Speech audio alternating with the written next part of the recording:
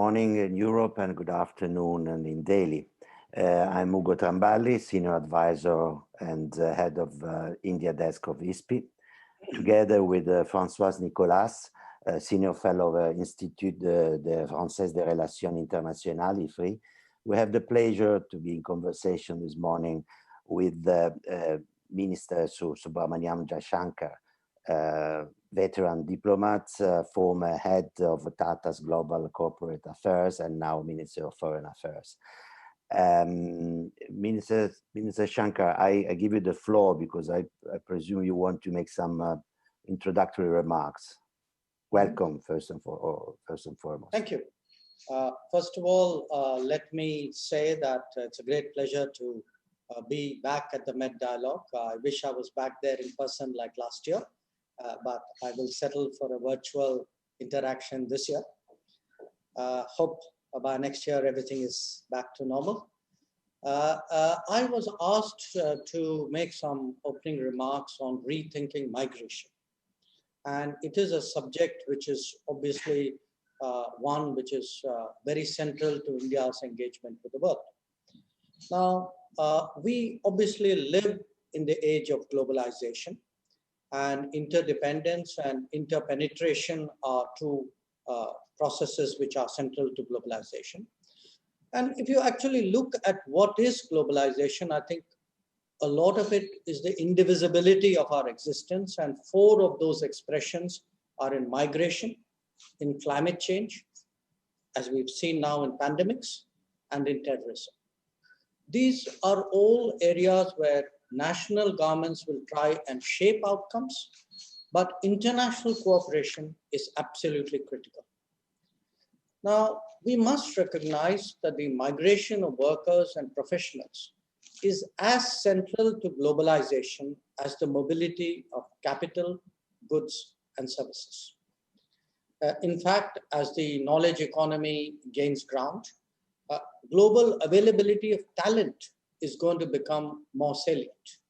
And clearly here, demographic factors also have a bearing because some societies have more talent because of their demography. So what I would really urge this conference to do is really look at migration and mobility in a composite way and see it in a sense as a human expression of the transfer of technology, of the promotion of innovation, of the building of business, and of the sharing of knowledge. And facilitating that would actually be central to all our economic prospects. Now, we are coming through, I hope, through the COVID pandemic. And I think what we are all agreed on is that the world order would be very different. We're not sure what it will be, but we know it will be very different. But what I guess we can all more or less anticipate is that a post-COVID world order would put a greater premium on how we redefine national security. That national security will be much more about economic security, health security, in many countries, food security, energy security. And I would suggest to you that reliable human resources is intrinsic to creating more resilient supply chains. Now, if you look at the global talent pool, I think you will not disagree with me that India has a very special place in it. We actually provide human resources across the entire spectrum of economic activity. In the Gulf alone, we have today more than 9 million Indian workers. Overall, I think in the world, if you look at the non-resident Indians and persons of Indian origin, I think we'll be looking somewhere between about 30 to 34 million people. 1 million Indian students study abroad at any time.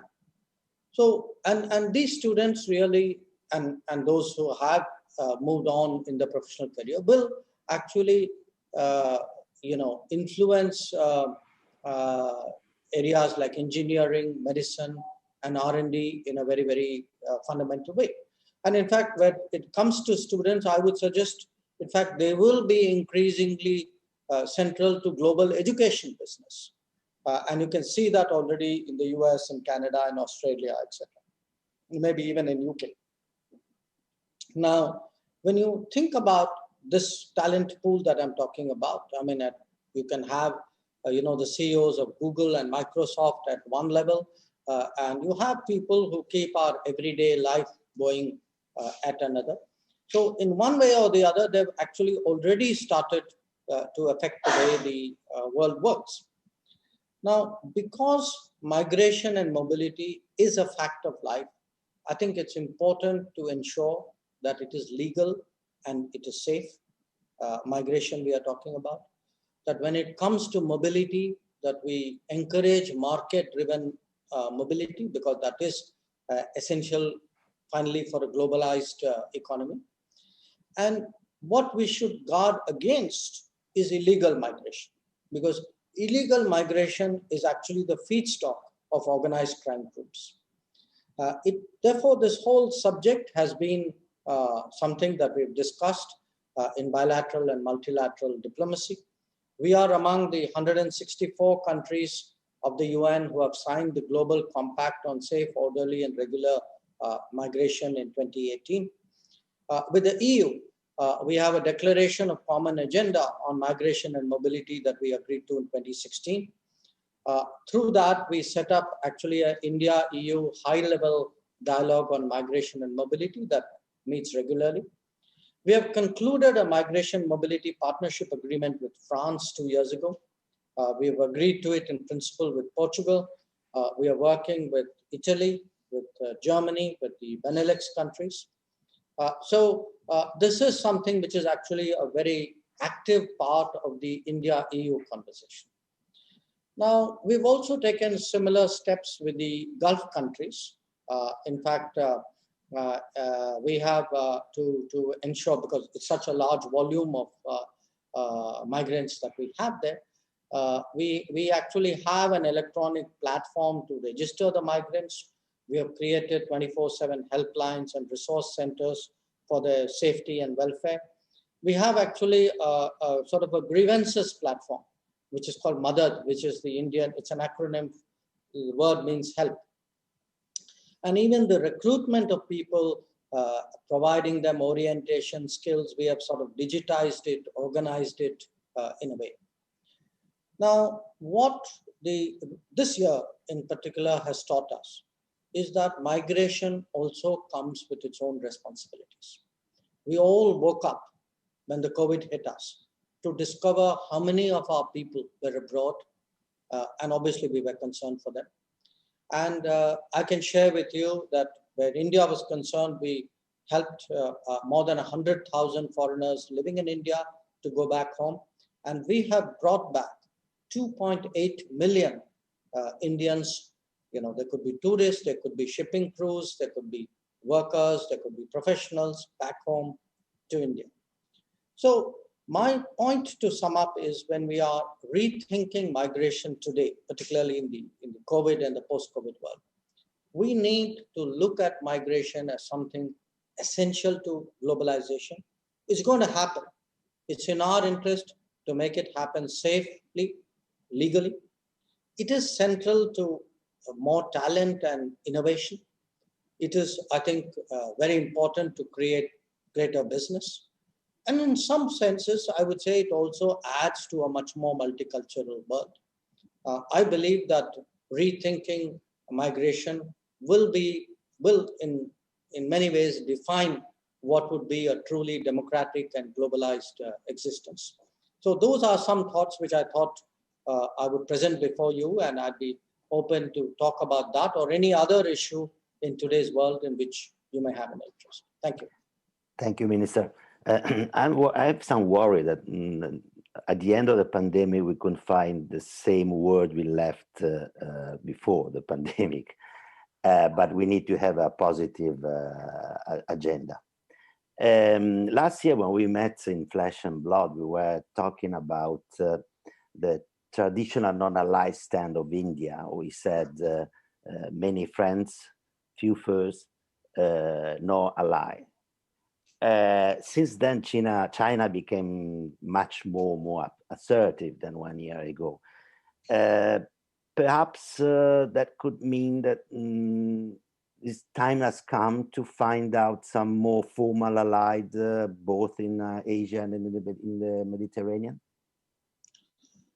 First of all, I must tell you that line which you articulated, I incorporated in my book, which I was happy to tell you came out this autumn.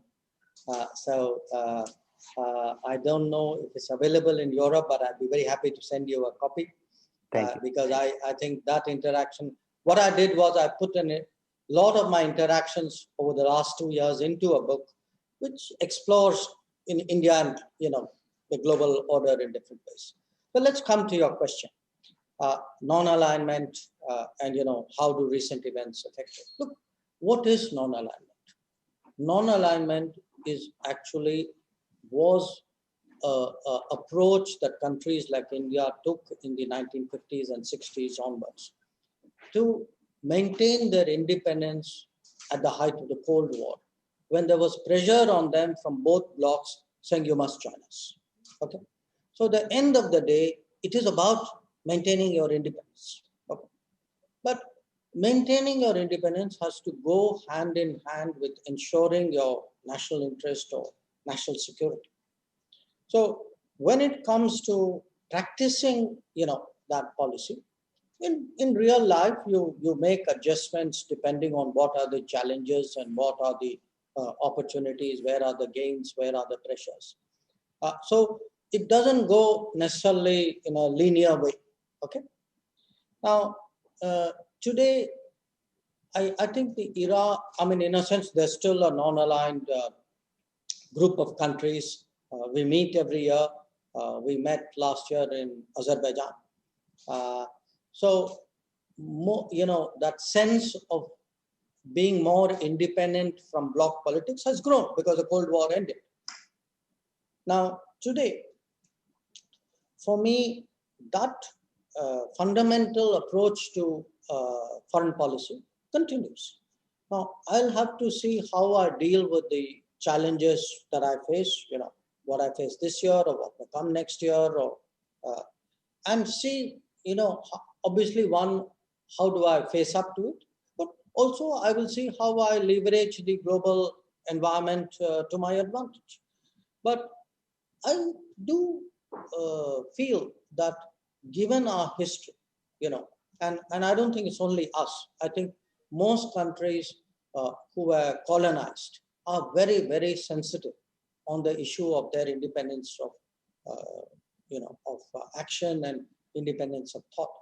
So, to my mind, actually, the era of alliances is diluting. I'm not saying that alliances would go away. Italy is a member of an alliance. Europe is largely covered by an alliance. But I think what an alliance means, how it plays out, I think all of that's going to change. Certainly, the last 4 years of, policies out of Washington is compelling a significant rethink as well.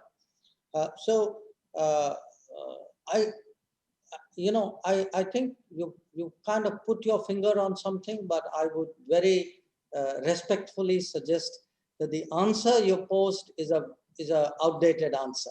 I don't think that's the way to go. I think the way to go is to understand it's a multipolar world, leverage the multipolarity of the world, and then deal with the challenges of the day as effectively as you can. Thank you. Françoise, please. Yeah, thank you, Mr. Minister. Well, let me ask you something, a very basic question related to very recent developments. Not surprisingly, I guess, I would like to ask you a question about the Regional Comprehensive Economic Partnership, okay, RCEP for short. Well, India participated to the negotiations from day one, and it went through lengthy discussions, painful discussions, if I understand properly, during 7 years, and not at the last minute, but very late in the process, decided to pull out of the negotiations. And this RCEP has been signed recently, was signed on November 15th, without India in it. Well, being an economist by training, I would argue that it was most probably a missed opportunity for India. The reason why I'm saying that is that usually these preferential trading arrangements are about trade, of course, but they are also to a large extent about using external pressure to help push through domestic reforms. And so in the case of India, I would argue that it would have been an excellent opportunity to do such a thing. So my question to you, well, there are two questions actually. The first one is, why is it then that India pulled out of this agreement? What was the point? And isn't it a missed opportunity? And a secondary question, which is directly related to the EU, is it on the part of India a position of principle on preferential trading arrangements? Or would India be ready to engage in other preferential trading arrangements, in particular in a FTA with the EU? The negotiation has been ongoing for a long time. So should we drop any hope on the EU side about India joining or finally participating in this FTA or not? Thank you. Let me answer your question backwards.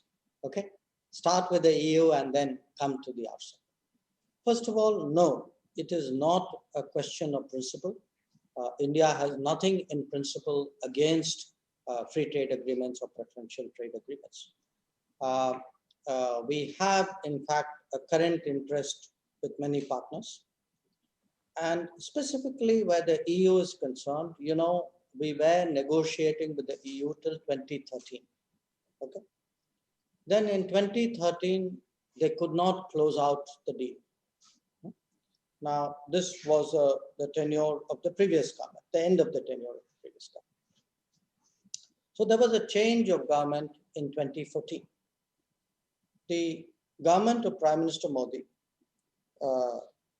offered to the EU that they would like to reopen or continue those negotiations. In fact, it was the EU which took the stance from 2014 saying, look, right now we have other priorities. I don't know if we are ready, you know. So for the last 6 years, and I say this as someone who sat in the room, heard my own leaders say this, heard the responses from the EU leadership. The reluctance to engage from 2014, this I can testify personally, is not from India's side, it is from EU's side, even today. Okay, and in the last 1 year, I have been to Brussels twice and brought up the subject with the commissioner mandated to deal with us. And that was pretty much the answer I got, which was that, you know, we need to think this through. We're not sure we want to do this at this time. So in fact, whether somebody has something against FTAs, you should ask the EU, you should be asking me. Okay, so that's my first part. Secondly, what was it, you know, where was the problem with the RCEP? Okay. Now, bear in mind, we do have existing FTAs with the ASEAN collectively, with many individual ASEAN members, with Japan, with Korea. So if you looked at the RCEP partners, we did not have with China, with Australia, and with New Zealand. Okay, so there will be the net additions in a way. Apart from which the quality difference between our existing RCAs and what the RCEP was also a fact. Okay. Now, I think when you said as an economist, you feel, well, it gives you access to larger markets. You should look actually at our trade record with the RCEP countries, all the RCEP countries, including China, for the last 15, 20 years. Our trade deficit has just gone up massively with them. Okay. Now, a lot of our negotiations were to address problems that we saw coming out of our experiences with these current FTAs, with the ASEAN, with Japan, with Korea, etc. You know, some of it related to market access, Some of it related to the possibility of import surges, because again, we were not assured of actually how the market economy exactly works in this zone. So we had a whole set of issues. Okay. Now we entered the negotiations and we stayed with it because we were very sincere in our desire to look at this opportunity. But finally, we had to make a judgment as a government whether we joined an arrangement where many of our basic concerns were not met. And in any negotiation, not just an FTA negotiation, because you have entered a negotiation doesn't mean you have to agree to the conclusion even if it is not in your interest. Okay. So the idea that there would have been great benefits waiting for us at the end of the rainbow, I don't buy that. Okay. In fact, if you ask people in India, I don't know about economists, definitely in the real world of business, you go and ask people in the business world in India, so tell us, what has been your experience with some of these Asian FTAs? How has been your trading experience with the RCEP partners, all the RCEP partners? I don't think you'll get a very good feedback. The related issue here is also what you said, it will force reforms on you. Look, I think what in many ways my view has happened in the last 15 years, that cheap, often subsidized imports from countries who are not all market economies have actually delayed reforms in it, because people found, oh, I have a solution by importing it from outside. I have cheap components. Why should I make a component industry? Okay. So I would actually argue that entering into arrangements which, in a sense, do not work for you, where really true comparative advantages do not come into play, where there are a lot of non-market factors at play, I would argue that far from encouraging reform, they've had a very, very deleterious impact on our domestic economy. And I think the way to go, my government thinks the way to go, is actually today to consciously expand, enhance national capacities, to encourage more business, more innovation, more skill in India, provide a better infrastructure, provide a better enabling business environment, and then work with partners who are more complementary, who may not pose some of the challenges that we encountered, which I've spoken about. Thank you, Minister.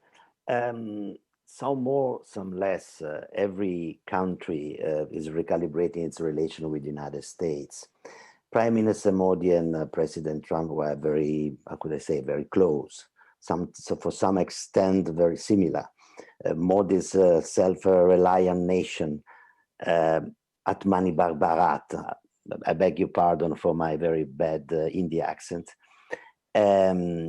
reminds me America first at the end of the day. No, I disagree with you. I disagree with you because one, Atmanirbhar Bharat is all about actually creating more capacities and more confidence and more creativity at home. We never say India first. We could have, we didn't. Okay. Because we want to send a message that more capacities at home are intended for more use abroad. We want to do more with the global economy. We don't want to do less with the global economy. So we are not asking our businesses. We have big investments in Europe. Okay. We're not telling them come back home. On the contrary. We send our talent abroad. We're not telling our talent, oh, don't go to those countries. Stay in India. So I think this analogy between Atmanirbhar Bharat and America First, I would dispute that. Number two, when it comes to the United States, look, today structurally in international relations, India and the United States have started developing more and more convergences. Why did it happen? It happened really because the Cold War ended. When the Cold War ended, a lot of what America had against India was no longer relevant. So if you actually start seeing the sort of the temperature graph of Indo-American relations, you can actually see from the 90s, gradually it goes up and then it goes up higher and higher. And I would say, looking back, and as someone who's been involved with this relationship for now almost 40 years, in some ways, Clinton's visit to India in 99, most people agree, would be a turning point. A great speech in the parliament. Right. I remember. And then we had George W. Bush, who did something extraordinary for the relationship, which was the India-US nuclear deal. Then we had Barack Obama, and that relationship actually flowered as well. And Barack Obama was the first American president to be present at the Republic Day in India. And then we had Donald Trump, with whom we got along well. So look, it is a test of our, it's a testament to our diplomacy that we've had 4 administrations, and with each one of them, actually our relationship has grown. So you should be giving us a certificate. Now, my point is, the reason why that has happened is because there is a structural sort of convergence here. So I am very confident that India-US relations will continue to do well. I think there are larger forces, in a sense, which are supporting it. And and in diplomacy, in foreign policy, as you know, the more you do, the more possibilities open up. So it is an area which it's a relationship which really covers pretty much every domain of human activity. There's hardly anything which doesn't go on between India and the United States. So I am, hopeful that is how it will continue to go. Thank you. Françoise. Sure. Mr. Minister, I would like to ask you, I think it will be the last question because time flies. I would like to ask you a question about Huawei and 5G. So if I understand properly, India at first agreed to allow Huawei to participate in the very early trials in late 2019, and then obviously not giving in to US pressure to ban Huawei. And then after a couple of months, there were a shift in India's position with Huawei being de facto banned. Even though this is not officially the case, not formally the case. So could you please explain what caused this shift and what the exact position of the Indian government is on what has now become a very sensitive issue, as you know? I'm aware of the developments at the end of 2019, where some, decisions were made about the trials. To the best of my knowledge, I don't think any formal decision has been taken by the government on the 5G issue thereafter. So I'm not quite sure, the way you put it is really the way it is. I think, frankly, during this entire year, everybody's been preoccupied with, most of all, with the COVID. Of course, we've had many other challenges, including on our borders and the line of actual control with China. But I think to portray it as a decision which has sort of changed the 2019 decision, I'm not sure that is an accurate way of describing it right now. So it's still open then. We don't know yet. We'll see. Wait and see. Well, as I said, I don't know that any decision was taken formally after 2019. Okay, so we'll keep an eye on this issue, which is, as I said earlier, a very sensitive issue for all of us. Well, unfortunately, I'm afraid that time is up. So we have to bring this discussion to a close. It was a real pleasure for us all, I guess, to exchange with you, Mr. Minister. And on behalf of ISPI, let me thank you very warmly for this very frank and open discussion. And of course, our hope is that we can continue this conversation very soon, but in flesh and blood, in person, be it in Delhi, in Milan, or in Paris, perhaps. So thank you, Mr. Minister, very much again. Thank you. Thank you, Minister. Thank you. Pleasure.